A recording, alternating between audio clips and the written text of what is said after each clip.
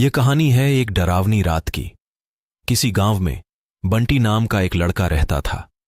वह परीक्षा देने के लिए गुजरात जा रहा था। ठंडी का दिन था। चारों तरफ से कोहरा छाया हुआ था। आमने सामने भी कोई नहीं दिख रहा था। पूरे 15 घंटे के बाद वह गुजरात पहुंच गया था।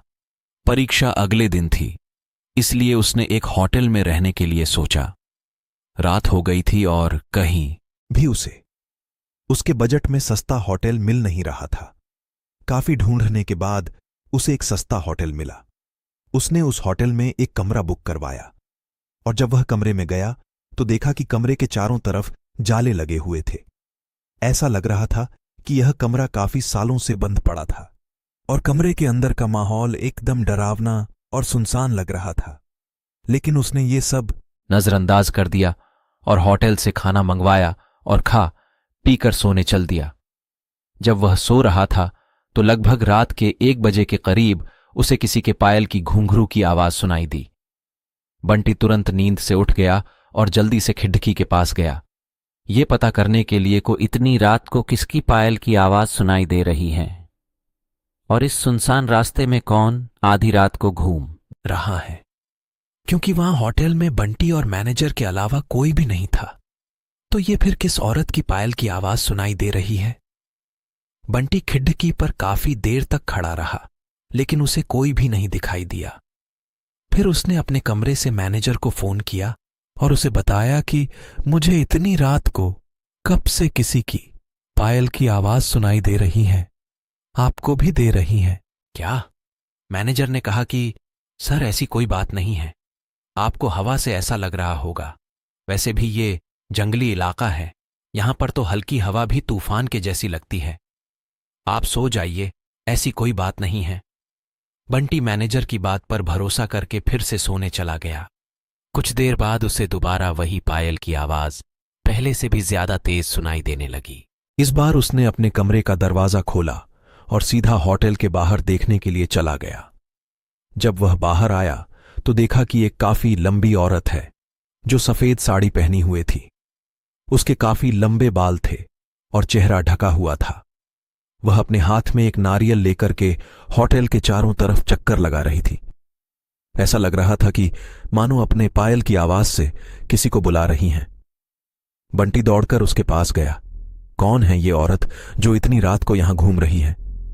लेकिन वह तुरंत ही गायब हो गई और चारों तरफ कोहरा ही कोहरा फैल गया। बंटी भी थोड़ा घबरा गया, क्योंकि जिस औरत को वह सामने से देखा था अब वो नहीं दिख रही थी। बंटी अपने होटल में वापस जाना चाहा, लेकिन फिर उसे दोबारा पायल की आवाज सुनाई देने लगी। बंटी अब उसे ढूंढते हुए जंगल की ओर जाने लगा। चलते चलते वह अपने होटल से इतनी दूर आ गया, उसे पता ही नहीं चला। फिर उसने उस घने जंगल में कुछ ऐसा देखा कि उसका दिल दहल गया। उसने देखा कि उस औरत ने एक पीपल के पेड़ के नीचे 5-6 लाश रखी थी और बारी बारी से एक एक को नोच नोच कर खा रही थी। उसका मुंह खून से लटपट था और चेहरा भी एकदम डरावना था।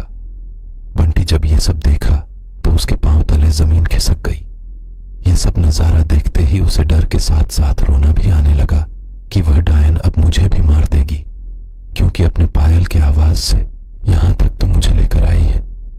लेकिन उसने हिम्मत से काम लिया और हनुमान चालीसा पढ़ते पढ़ते धीरे से वहां से भाग गया ताकि भूत उसे देख न ले। लेकिन भूत तो भूत होते हैं। बंटी जैसे ही वहां से भागने की कोशिश किया, वो डायन अचानक उसके सामने आ गई और उसे इशारों से अपने अड्डे पर ले जाने लगी, जहां पर उसने लाशें रखी थी। बंटी हनुमान जी का जाप करके इतनी तेजी से वहां से भागा कि मानो जैसे उसके अंदर किसी की शक्ति आ गई हो। भागते भागते सीधा वह अपने होटल वापस आ गया।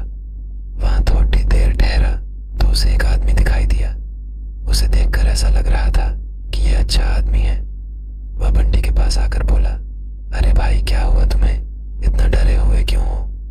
बंटी ने सारा किस्सा उस आदमी को सुनाया तो उसने बताया कि भाई, तुम बहुत किस्मत वाले हो कि आज तुम बच गए। वो भूत किसी को भी नहीं छोड़ जाते। और तुम इस होटल में क्या कर रहे हो? इसको तो बंद हुए काफी साल हो गए। बंटी जब उस आदमी से इतनी बात सुनी तो उसका डर कर मारे पसीने निकले लगे। फिर वह आदमी बताने लगा कि इस होटल में बहुत साल पहले लड़डेचकी के साथ 4-5 लड़डेचकी उसको भयानक तरीके लड़डेचकी को मरकर छोड़ दिया, लेकिन उस लड़की ने किसी को भी नहीं छोड़ा। और जो भी रात के समय में इस रास्ते से गुजरता है सबक अपने कब्जे में कर लेती हैं और मार देती हैं। और कुछ दिन बाद इस होटल पर पुलिस का छापा पड़ ढा, तब से ये होटल बंद है। बंटी ने उस आदमी की पूरी बातें सुना तो वह बहुत जोर जोर से रोने लगा, ये सोचकर कि आज मैं मर जाता।